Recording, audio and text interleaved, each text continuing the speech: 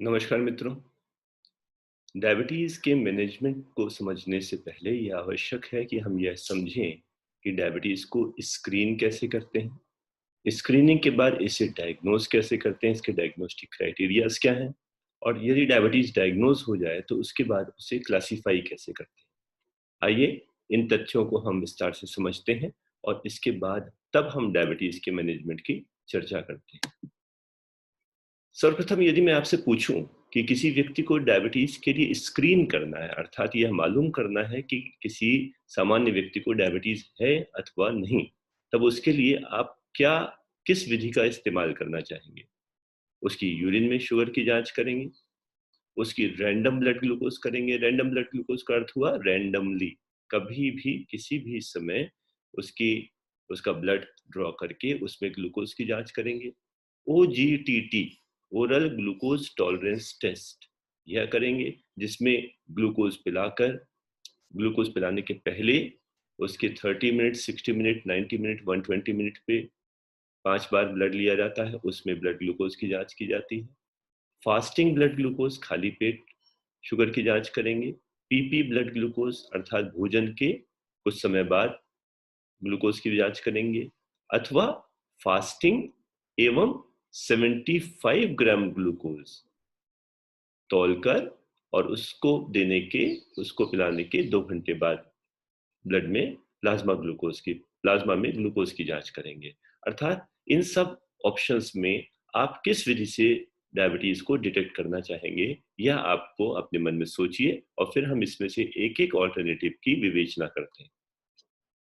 सर्वप्रथम बात करते हैं यूरिन शुगर की। यूरिन शुगर बहुत पहले ये एक प्रचलित विधि थी जिसमें पेशेंट के यूरिन लेके उसमें शुगर या जितने भी रिड्यूसिंग सब्सटेंसेस हैं उनकी जांच की जाती थी। तो ध्यान रहे, यूरिन में रिड्यूसिंग सब्सटेंसेस की जांच की जाती है जिनमें कार्बोहाइड्रेट्स के अतिरिक्त कुछ और भी सब्सटेंसेस हो सकते हैं। कार्बोहाइड्रेट्स में भी केवल ग्लूकोज ही नहीं, कुछ और भी जो रिड्यूसिंग शुगर्स होती हैं वह भी इस विधि में आती हैं। तो एक तो यह प्रेसाइज नहीं है, इसमें केवल ग्लूकोज नहीं, कुछ कंटेमिनेटिंग सब्सटेंसेस या कुछ दूसरे सब्सटेंसेस भी जो इससे क्रॉस रिएक्ट कर सकते हैं, फॉल्स पॉजिटिव दे सकते हैं, वह भी आते हैं। इसके अतिरिक्त इसमें एक दिक्कत और भी है, यूरिन में ग्लूकोज कब निकलेगी इसका कोई सही क्राइटेरिया नहीं है।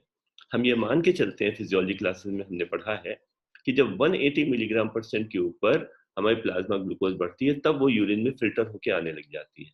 लेकिन ये आवश्यक नहीं कि 180 मिलीग्राम परसेंट एक फिक्स्ड डेडलाइन हो, उसके ऊपर हुआ तो ग्लूकोज आने लगी, उसके ऊपर नहीं हुआ तो ग्लूकोज नहीं आई। डायबिटिक्स में यह रीनल थ्रेशोल्ड जिसे 180 को कहते हैं, डायबिटिक्स में ये रीनल थ्रेशोल्ड ऊपर हो जाता है। इसका अर्थ यह हुआ कि ब्लड ग्लूकोज लेवल के ज्यादा होने पर भी वह यूरिन में फिल्टर नहीं होती। इसके अतिरिक्त कुछ सब्सटेंसेस में ये ग्लूकोज लेवल रीनल थ्रेशोल्ड नीचे होता है जिससे सामान्य ग्लूकोज लेवल होने पर भी वह फिल्टर होने लग जाता है। तो यूरिन शुगर एक सही क्राइटेरिया नहीं है ग्लूकोज की जांच का।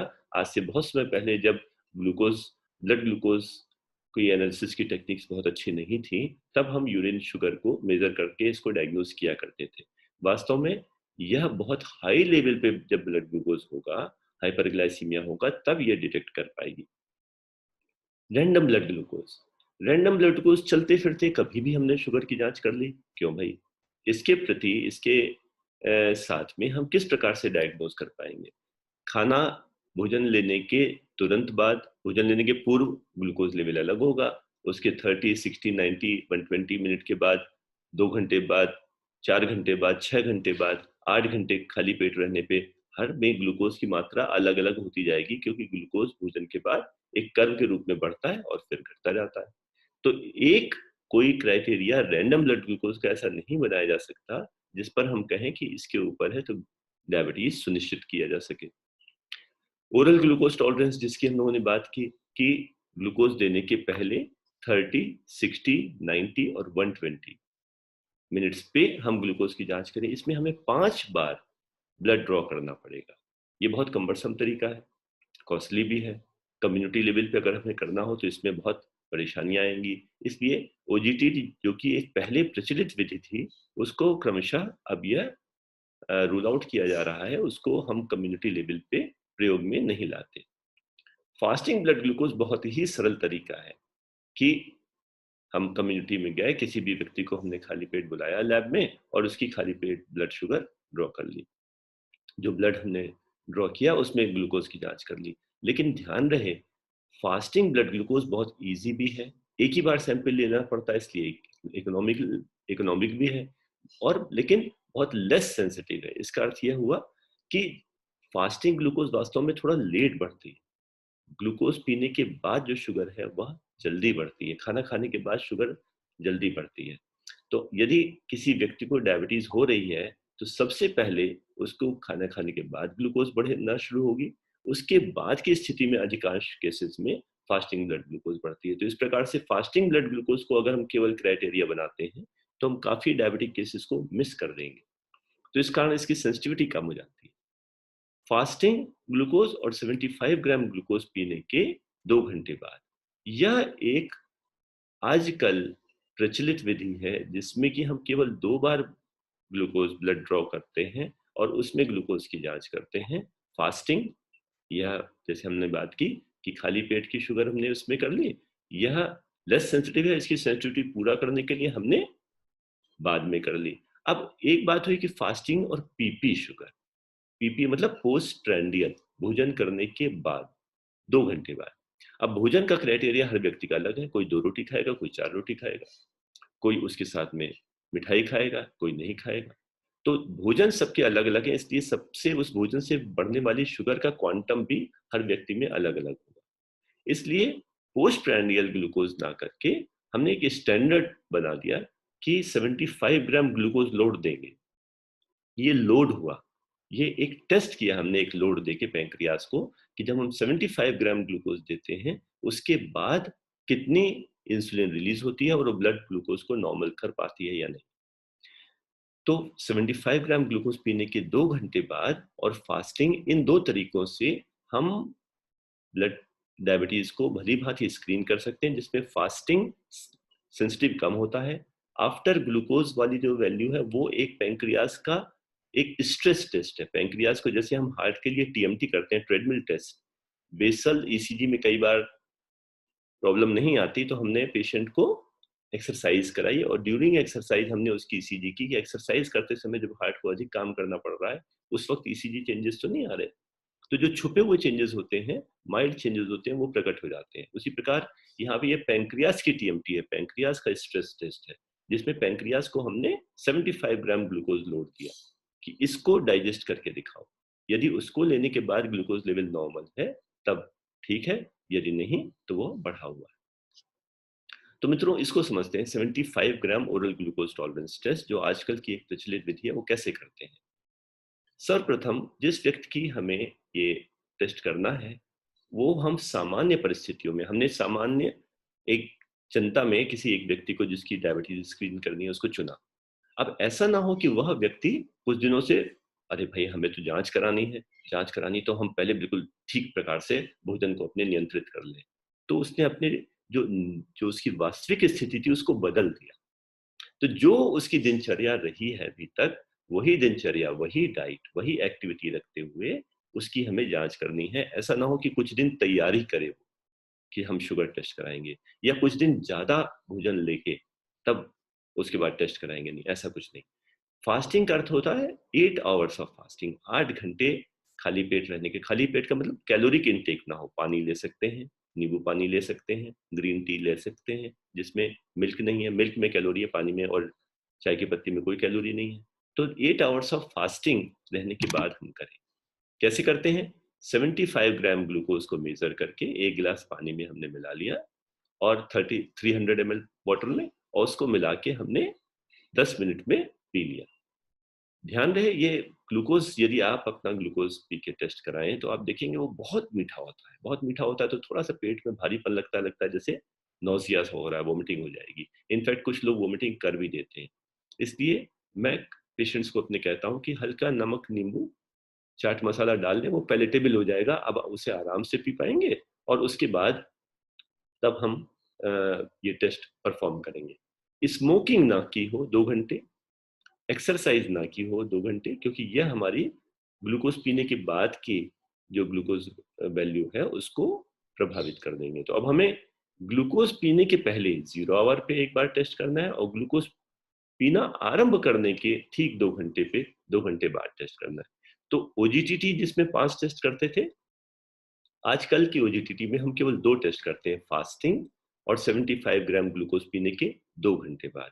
याद रहे ये जांच हमें ग्लूकोमीटर से नहीं करनी, ये जांच हमें लैब से करानी है, जो आजकल का प्रचलित मेथड है जीओडी पीओडी अर्थात ग्लूकोज ऑक्सीडेज मेथड पर ऑक्सीडेज, ग्लूकोज ऑक्सीडेज पर ऑक्सीडेज मेथड से हमें ये टेस्ट, यही आजकल प्रचलित विधि है, यही लैब्स में होती है। तो लैब से वीनस सैंपल में, कैपिलरी सैंपल में नहीं, वीनस सैंपल से ब्लड ड्रॉ करके है उसमें यह जांच करानी है। अब यह जांच कराने के बाद हम इनकी वैल्यूज को इंटरप्रेट किस प्रकार से करेंगे? देखिए ग्रीन कॉलम जो है वह नॉर्मल का है। फास्टिंग प्लाज्मा ग्लूकोज जब हम लैब से टेस्ट करते हैं तो वो जो ब्लड हमने ड्रॉ किया है उसमें हम प्लाज्मा निकालते हैं, उस प्लाज्मा में ग्लूकोज की जांच करते हैं। तो ध्यान रहे जो ग्लूकोमीटर से जांच होती है वो कैपिलरी ब्लड ग्लूकोज है, वो होल ब्लड ग्लूकोज है, जबकि जो लैब में वेनस सैंपल ड्रॉ करके उसमें प्लाज्मा निकाल के जांच करते हैं वह प्लाज्मा ग्लूकोज है। तो प्लाज्मा ग्लूकोज के बेसिस पे फास्टिंग यदि 100 से कम हो और 2 आवर्स आफ्टर 75 ग्राम ग्लूकोज अगर 140 से कम हो, फास्टिंग 100 पीपी 140 यह नॉर्मल है। Fasting more than 126 PP 2 hours after glucose more than 200, तो 126 और 200 ये जो हमारा रेड कॉलम है, रेड कॉलम में ये डायबिटीज का कॉलम है। More than 126 more than 200 diabetes का क्राइटेरिया है। Normal less than 100 less than 140। अब कुछ आप देखेंगे इनके बीच की एक रेंज बची रहेगी, फास्टिंग 100 और फास्टिंग 126, इसके बीच की जो रेंज है इसको हम लोग प्री डायबिटीज कहते हैं। प्री डायबिटीज अर्थात इन पेशेंट्स में डायबिटीज होने की संभावना काफी ज्यादा है। तो 100 से 126 अगर ज्यादा हो तो इसको हम कहते हैं IFG, इम्पेयर्ड फास्टिंग ग्लूकोज। की फास्टिंग ग्लूकोज, खाली पेट जो ग्लूकोज की मात्रा है वो कैसी है, इम्पेयर्ड है, वह गड़बड़ है, कुछ सामान्य 100 तक ना रह के लेकिन असामान्य 126 भी नहीं हुई, बीच की स्थिति में है। इसी प्रकार ग्लूकोज पीने के बाद 140 से कम नॉर्मल है, 200 के ऊपर डायबिटीज है, 140 से 200 के बीच में वो क्या है, इम्पेयर्ड ग्लूकोज टॉलरेंस। ग्लूकोज जब हमने ओरल पिलाया तो उसको टॉलरेट नहीं कर पाया, ग्लूकोज टॉलरेंस जो थी वो इम्पेयर्ड है, वह गड़बड़ है। तो नॉर्मल और डायबिटीज के बीच की स्थिति है प्री डायबिटीज, जिसमें डायबिटीज होने की संभावना ज्यादा होती है। यह ध्यान रखें, यह ग्रे जोन है, यह ग्रे जोन से हम फास्टिंग नॉर्मल भी जा सकते हैं और डायबिटिक एबनॉर्मल भी हो सकते हैं। तो यहाँ पर यदि आप हैं तो या कोई पेशेंट है उसको अपने जीवन शैली में परिवर्तन करा के नॉर्मल बनाया जा सकता है। यह दो देशों के बीच का जो बॉर्डर होता है ना, ग्रे जोन, जब इसकी टेरिटरी में भी नहीं और इसकी टेरिटरी में भी नहीं, उसके बीच की टेरिटरी में एक बार दूसरे देश में चले गए तो वापस लाना दुश्मन देश है, मुश्किल हो जाएगा। तो ये डायबिटीज है, डायबिटीज से नॉर्मल नहीं बना सकते, प्री डायबिटीज से नॉर्मल बनाया जा सकता है। इसमें एक जांच और भी अब कुछ समय से हम लोग डायग्नोसिस के लिए भी यूज करने लगे हैं, HbA1c। पहले HbA1c ग्लाइकोसाइलेटेड हीमोग्लोबिन, पहले इस जांच को केवल डायबिटीज के कंट्रोल के लिए टेस्ट किया जाता था कि एडिक्वेसी ऑफ कंट्रोल कैसा है, डायबिटीज कंट्रोल्ड है अथवा नहीं। लेकिन अब इस जांच को डायग्नोसिस ऑफ डायबिटीज के लिए भी यूज करते हैं। तो HbA1c ग्लाइकोसाइलेटेड हीमोग्लोबिन जो एक एवरेज बताता है पिछले 3 से 4 महीने की ब्लड ग्लूकोज का, नॉर्मल केसेस में ये 5.6 से कम होता है, डायबिटीज 6.5 से ज्यादा होने को कहते हैं। तो 6.5 से ज्यादा है तो डायबिटीज है, 5.6 से कम है तो नॉर्मल है। लेकिन यदि इन दोनों के बीच में है ये फिर प्री डायबिटीज का द्योतक है, अर्थात यह वह व्यक्ति है जो अब नॉर्मल नहीं रह गए, ये डायबिटीज की तरफ प्रोग्रेस कर रहे हैं और इन फ्यूचर डायबिटिक हो जाएंगे। तो मित्रों इस प्रकार से हम डायबिटीज को स्क्रीन करते हैं 75 ग्राम ग्लूकोज पिलाकर, और उसकी वैल्यूज को देख के हम उसको नॉर्मल, प्री डायबिटिक और डायबिटिक के बीच में हम स्टेज कर सकते हैं, किस स्टेज पे उसका ग्लूकोज टॉलरेंस है। अब प्रश्न ये आता है क्या हम सारी सोसाइटी को स्क्रीन कराएं? सारी सोसाइटी को डायबिटीज के लिए स्क्रीन कराना तो बहुत मुश्किल कार्य होगा और यह सलाह देने योग्य भी नहीं होगा। तो हमें यह समझना है कौन कौन से वे व्यक्ति हैं जो डायबिटीज के प्रति जिनकी संभावना ज्यादा है, जिनमें हमें डायबिटीज की जांच करनी है। तो सामान्य इंडियन पॉपुलेशन में, याद रहे Bharatvarsh diabetic capital of world कहा जाता था पहले। पहले विश्व में सबसे अधिक केसेस इंडिया में थे, अब चाइना और सेकंड नंबर पे इंडिया है। तो हमारे यहाँ डायबिटीज की प्रेवलेंस बहुत ज्यादा है, 12 to 18%। मेजर सिटीज में इसकी प्रेवलेंस 18% तक देखी गई है और रूरल पॉपुलेशन में इसकी 10 to 12% देखी गई है। तो एक सिग्निफिकेंट पॉपुलेशन जो है, हर 5 व्यक्ति में या हर 8 व्यक्ति में एक व्यक्ति को डायबिटीज है। तो हर एडल्ट को डायबिटीज की जांच कभी ना कभी करानी चाहिए, क्योंकि हमें संभावना बहुत ज्यादा है। If one parent is diabetic, यह डायबिटीज जो टाइप 2 डायबिटीज है, ये एक आनुवंशिक बीमारी है। माता पिता से बच्चों में, बच्चों से उनके बच्चों में ये ट्रांसमिट होती है, उसकी संभावना ट्रांसमिट होती है। तो ये देखा गया, यदि एक माँ या पिता किसी एक व्यक्ति को डायबिटीज है तो बच्चों में डायबिटीज की संभावना 40% तक बढ़ जाती है।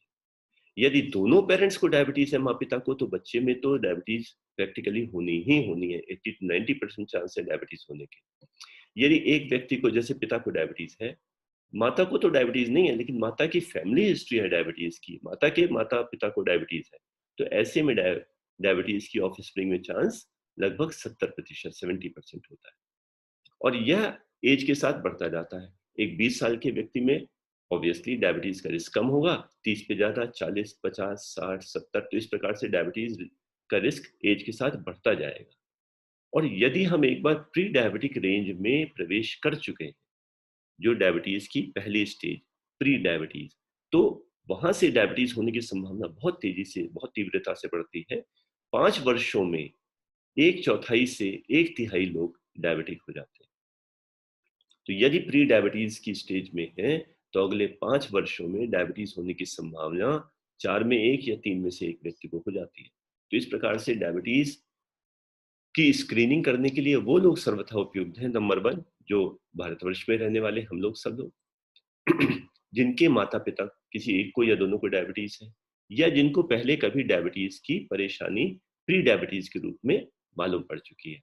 तो एट रिस्क डायबिटीज जानने के लिए एक रिस्क चार्ट, एक रिस्क टेबल, कुछ क्राइटेरिया, कुछ रिस्क स्कोरिंग सिस्टम डेवलप किया गया। ये बहुत एक्यूरेट नहीं होता, इसके ऊपर बहुत ज्यादा नहीं जाना है, लेकिन यह हमको यह अवश्य बताता है कि यह फैक्टर्स हैं जिनमें डायबिटीज की संभावना ज्यादा होती है। जैसे एज, जितनी कम एज होगी उतना रिस्क कम होगा। जैसे जैसे एज बढ़ती जाएगी, लेस देन 40 पे स्कोर 1 देते हैं, 40 to 50 पे स्कोर 2, 50 to 60 पे स्कोर 3, मोर देन 60 की एज पे स्कोर 5। अर्थात जितनी एज ज्यादा होगी रिस्क ज्यादा होगा।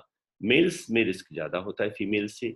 हिस्ट्री ऑफ जीडीएम, जीडीएम अर्थात जेस्टेशनल डायबिटीज, यदि किसी महिला को पूर्व में किसी प्रेगनेंसी के दौरान ग्लूकोज लेवल बढ़ा हुआ रहा है, तब उसको, जैसे प्री डायबिटीज में डायबिटीज का रिस्क ज्यादा है, वैसे ही किसी फीमेल को अगर जीडीएम हो चुकी है तो उसको भी आगे चल के डायबिटीज का रिस्क ज्यादा है।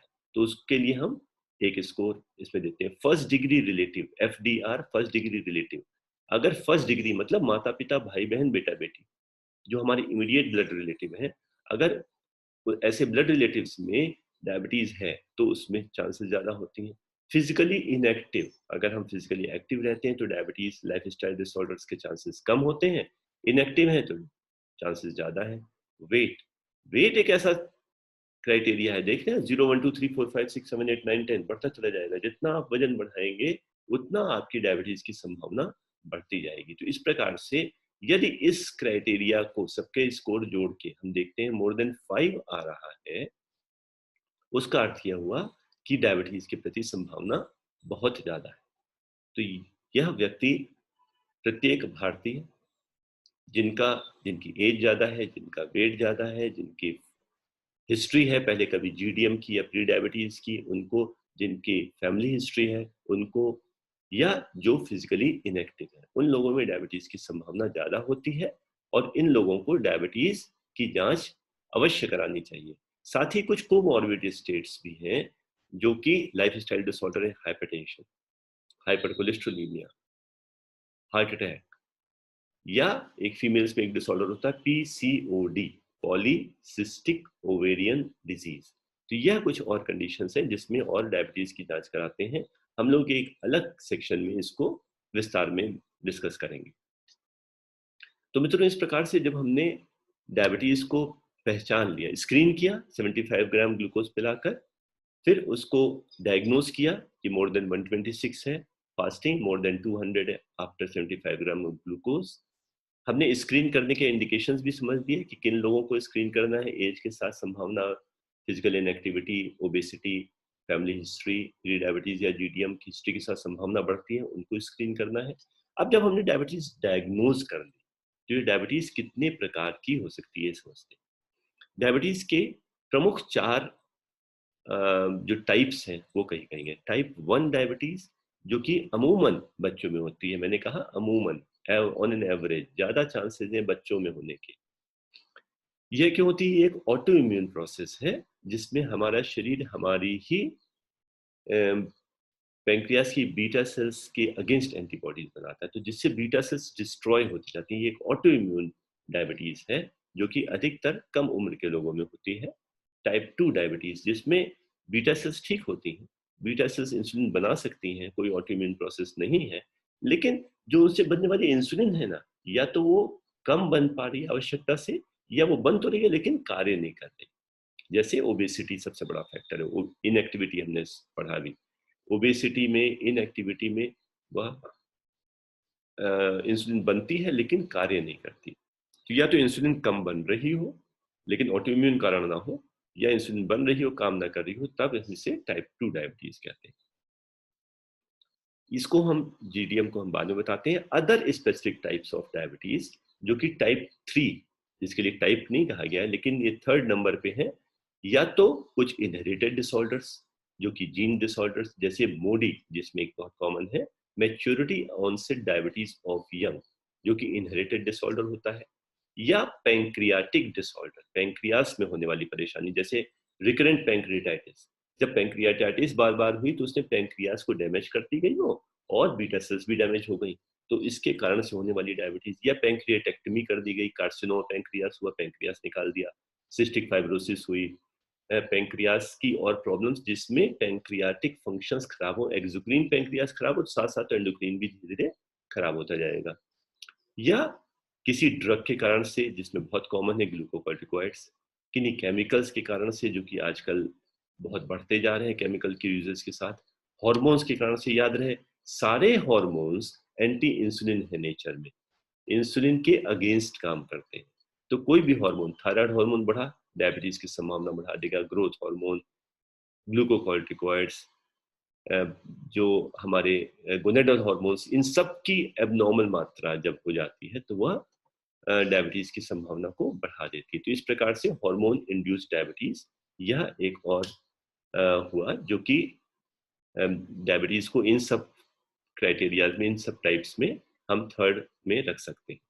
फिर अंतिम, जेस्टेशनल डायबिटीज मेलिटस, जो कि पहली बार, जेस्टेशनल डायबिटीज मेलिटस का अर्थ है जिसमें डायबिटीज की डायग्नोसिस पहली बार किस प्रेगनेंसी के दौरान हुई, प्रेगनेंसी के दौरान होने वाली डायबिटीज जेस्टेशनल डायबिटीज। तो इस प्रकार मित्रों, हम लोगों ने समझा कि डायबिटीज को के लिए एट रिस्क इंडिविजुअल कौन कौन है, उनको हम स्क्रीन किस प्रकार से करें, उसको हम किस प्रकार से डायग्नोज करें, और डायग्नोसिस के बाद हम किस प्रकार से क्लासिफाई करें, टाइप 1, टाइप 2, जेस्टेशनल डायबिटीज या अदर टाइप्स ऑफ डायबिटीज। धन्यवाद।